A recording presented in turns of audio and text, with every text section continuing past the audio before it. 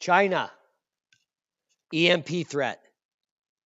The People's Republic of China military doctrine, plans and capabilities for electromagnetic pulse, or EMP attack, by Dr. Peter Vincent Pry, Executive Director of the EMP Task Force on National and Homeland Security, published June 10th, 2020. Now, this dossier, which I'm holding and about to present to you, is available free to download as it's been released to the public. And it may be the most important document ever for you to understand in your preparedness plans. Now, many people are talking about this EMP attack, but we're going to break it down on this 14-page dossier tonight. Stick with us. The Chinese military doctrine, EMP attack decisive. China has long been known about nuclear high-altitude electromagnetic pulse. That's HEMP. You're looking at a diagram of HEMP. And they have invested in protecting military forces and critical infrastructure from high-altitude electromagnetic detonation, HEMP, and other nuclear weapons. And they've done this as early as the Cold War and continuing till today. China has HEMP simulators and defensive programs that are almost certainly more robust than any in the United States. China's military doctrine regards nuclear HEMP attack as an extension of the information or cyber warfare and deserving highest priority as the most likely kind of warfare in the future. Chinese military writings are replete with references to making HEMP attacks against the United States as a means of prevailing in war. The foremost People's Liberation Army textbook on information warfare, Shang Wang's World War of the Third World War, Total Information Warfare, explicitly calls upon China to prepare to exploit HEMP offensively and to defend against it. Now, what does that mean? Well, more propaganda ahead. Stick with us. Here's our first quote of tonight. With their massive destructiveness, long-range nuclear weapons have combined with highly sophisticated information technology and information warfare under nuclear deterrence. And here's a CRS report for Congress, high-altitude electromagnetic pulse, or HEMP, and the high-power microwave, HPM, devices, and their threat assessments as of July 21st, 2008. And the reason we're bringing this up is just to add insult to injury. Now, as soon as its computer networks come under attack and are destroyed, the country will slip into a state of paralysis. The lives of people will be ground to a halt. Therefore, China should focus on measures to counter computer viruses, nuclear electromagnetic pulse, and quickly achieve breakthroughs in those technologies in order to equip China without delay with equivalent deterrence that will enable it to stand up to the military powers and the information age and neutralize and check the deterrence of Western powers, including the U.S., which is why this was written. Now, Chinese military doctrine closely associates cyber attacks with nuclear HEMP attacks as part of its combined operation in what they call total information warfare. Cyber bugs and hacking are the tip of the spear, the functional equivalent of scouts and sappers who do reconnaissance and secretly prepare the beaches for the arrival of D-Day, or like the motorcycle troops that preceded the heavy armored divisions of Germany's Blitzkrieg.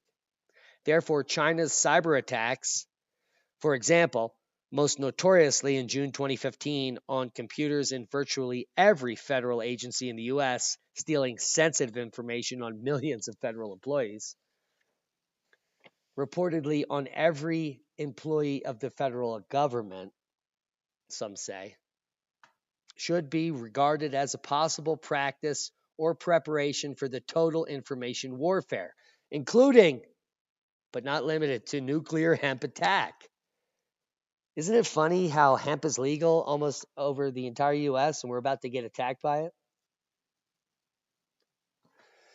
Now, we're just browsing through this 14-page dossier to not keep you bored.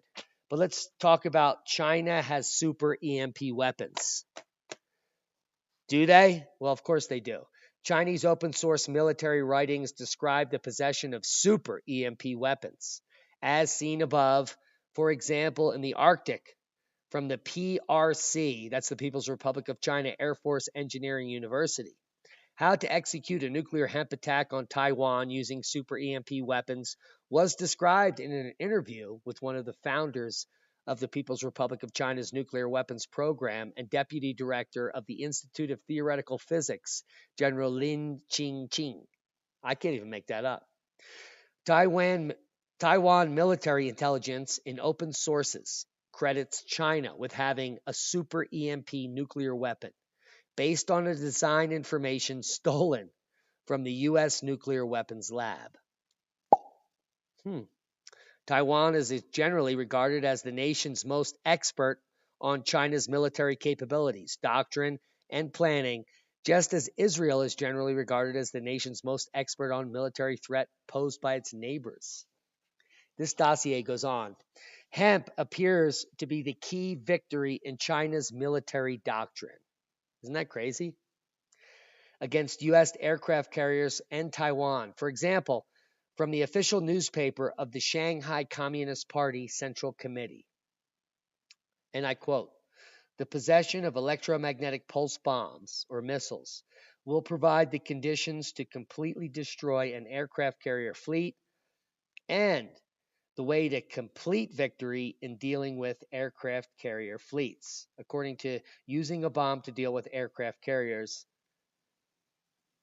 an article in the newspaper of China's People's Liberation Army, the PLA, notes that the United States is more vulnerable than any other country in the world to attacks by EMP and cyber warfare. That's simply because our network of information technology is very high here. And you can see here, looking at the graphic, EMP area bursts at 30, 120, and 300 miles above the surface. And their effects, broader and broader ranges. They can literally take out everything in the United States with one single pulse. Let's talk about the possibility of hypersonic weapons. And this is going to blow your mind. We've been doing research all night on the EMP threat and these hypersonic weapons. We're going to break it down for you. China is on the verge of deploying or has already deployed hypersonic weapons that could potentially be armed with nuclear or non-nuclear EMP warheads, greatly increasing the threat of surprise attack against the U.S. forces in the Pacific and against the United States. Now, when I read this, all I could think of was Pearl Harbor. It's their playbook, folks. Sneak attack. Hypersonic weapons are of two types, if you did not know. Hypersonic glide vehicles, or HGVs, and hypersonic cruise missiles, or HCMs. HGVs are boosted by a missile to an altitude of 40 to 100 kilometers, where they skim along the upper atmosphere unpowered, using control surfaces on the glide vehicle to maneuver unpredictably and silently, evading missile defenses, and highly accurate when they descend to the target. HCMs are launched by an aircraft and have engines to power themselves through the upper atmosphere, where, like HGVs, they speed towards the target evasively and accurately. Now, both HGVs and HCMs are capable of extraordinarily high speeds. Wait for it. Depending on design, the speeds range from 5 times the speed of sound, which would be 60 to 100 kilometers per hour, to up to 25,000 kilometers per hour, which would be 5 times that, which would be 25 times the speed of sound. The combination of hypersonic speed, flat non-ballistic trajectory that flies below the radar, and maneuverability that frustrates interception and provides for highly accurate delivery makes HGVs and HMCs an unprecedented threat to strategic stability and the balance of power in the world. Now, former chief of U.S. Pacific Command, was not very happy. And in February 2018, was quoted as saying hypersonic weapons were one of the range of advanced technologies where China was beginning to outpace the U.S. military, challenging its dominance in the Asian Pacific region for the first time ever. Are we ready? It doesn't matter if we're ready as a nation. It matters if you're ready as an individual. We are all sovereign, if you did not figure that out yet. You are not estatists. You do not have to bow down to the state and their mandates because, according to the Constitution, citizens have rights. Isn't that amazing? Now, you have the right to protect yourself from hemp attacks. And we're going to get to that in just a minute. But let's talk about hemp satellites. China has the technical capability to make a surprise hemp attack by nuclear-armed satellite orbited over the South Polar region to evade U.S. BMEWS radars and national missile defenses as planned by Russia during the Cold War with its secret weapons, the Fractional Orbital Bombardment System, or FOBS. China also has the technical capability to clandestinely orbit a nuclear-armed satellite or satellites to be maintained in orbit for years until needed to make the surprise attack against the U.S., India, Russia, or other targets. We warned against this with North Korea as well. So this is not new news. Let's talk about China's EMP defenses. Well, if they're this deep into the production of hemp weapons, their defenses had to be deployed first. It seems highly likely that China's development of offensive hemp capabilities would inform and drive the development of defensive capabilities too, especially protection of critical infrastructures necessary to support their war effort.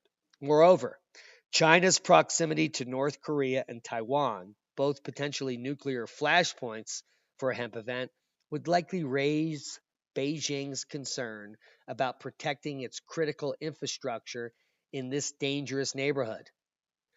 The neighborhood is made more dangerous by China's own plans, described in open sources to make hemp attacks against Taiwan and U.S. aircraft carriers that may try intervening by entering the Taiwan Straits. A nuclear hemp attack on Taiwan or on U.S. carriers in the Straits could have catastrophic collateral effects against China if its critical infrastructures are unprotected. Therefore, it is completely logical to conclude that they have hemp protections currently. Now, China's no first use fiction. This is the idea that China claims that it's only going to use these hemp weapons as retaliatory to a nuclear attack. But unfortunately, we all know what happened at Pearl Harbor. Hello? Many of China's experts in government and academia, and especially among anti-nuclear activists like the Union of Concerned Scientists and the Federation of American Scientists, are unworried about China's rapidly growing nuclear capabilities, hypersonic and super EMP weapons, because Beijing's official policy promises that they will not be first used to employ nuclear weapons in a conflict. I just do not believe that. Beijing promises that their nuclear forces are for deterrence and retaliation only, not for aggression.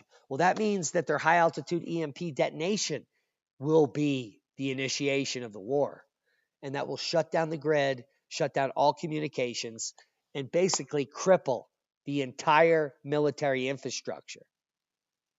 Did you just pick that up? I just put it down. It took a few minutes. No first use for China does not withstand the test of common sense at all. No conservative military planner would adopt no first use when China lacks BMEWS and satellite early warning systems that would enable China to launch such a tactical warning. They won't even know it if they're going to be attacked, so how could they claim that they're using it for retaliation? This is nonsense. completely. No first use would doom China's nuclear deterrent to certain destruction by U.S. or Russian convention, or nuclear first strike to a nuclear first strike by India. And it goes on and on. So let us conclude. China's military doctrine, including numerous examples presented here of using hemp attack to win on the battlefield, defeat U.S. aircraft carriers, and achieve against the U.S. homeland and surprise, quote unquote, Pearl Harbor writ large. It's replete with technical and operational planning consistent with the nuclear first strike. Indeed, China's classification of hemp attack in a military doctrine as electronic warfare or information warfare indicates that hemp is not even considered a form of nuclear attack, but they would use a nuclear bomb to employ it. Isn't that crazy? In 2020, a panel of China's military experts threatened to punish U.S. Navy ships for challenging China's illegal annexation of the South China Sea by making an EMP attack. That's this year, folks. One of the options they considered least provocative because the crew would be unharmed, but most effective because the ship would be disabled. This, too, like other evidence, suggests Beijing considers high-altitude EMP detonation, or HEMP, something short of nuclear or even kinetic conflict akin to the gray zone threats like electronic and cyber warfare, which means they're planning on using this in the future. Why wouldn't they? I'm going to leave you reports to the CRS, report for Congress, order code RL32544, high-altitude electromagnetic pulse, and high-powered microwave devices, and the threat assessment. I'll leave you links to both of the graphics so you can get a handle on it. But most importantly, how can we properly prepare for what's coming? The first thing we can do is look into Faraday cages. Here is 10 Faraday cages you can make at home. 10. From tiny to big. The first one is the pasta box, fettuccine in this case. The pasta box Faraday cage will protect your small devices. Then we move up to the cardboard box from IKEA, a bird cage, a trash can, an old wooden ammo box, metal storage cabinet, wood and aluminum screening, cookie or popcorn tins, and keeping the generators, tools, radios, electronics in the original boxes and making them Faraday cages. Now, with all of these cages, you're going to need a bigger area to shield them. And that's why we've provided you with a link to metal shed Faraday cages. This is your first defense. When the pulse comes, the metal building takes the charge and grounds it into the ground. Inside of the metal cage, you have all of your additional Faraday cages with your products safely hidden. You can do this with as small as a shed as this, 8x8. Even an entire metal house can be the initial Faraday cage. Metal walls, ceilings, and doors make for an effective cage if it is continuously surrounded and grounded. Proper prior planning prevents piss poor performance during an EMP attack. Get informed. Preparewiththeranch.com. Time is ticking. And this is a boom of information. We can't even make this up. We want to thank all of our one-time donors and our Patreons for making this podcast possible. Our only donor is you. You, the viewer with the brain. Preparewiththeranch.com for long-term food storage. Get your metal sheds grounded and begin the Faraday cage process of keeping your family safe from EMP attack. Can you imagine if you're one of the few people that have walkie-talkies or an electric bike that is capable of being used after the EMP? You might be the most popular person in town. Proper prior planning prevents piss poor performance when China's EMP threat is ever imminent. Subscribe to the channel if you haven't. Share this with like-minded people. And be safe, folks. The threat is real, and that's a boom.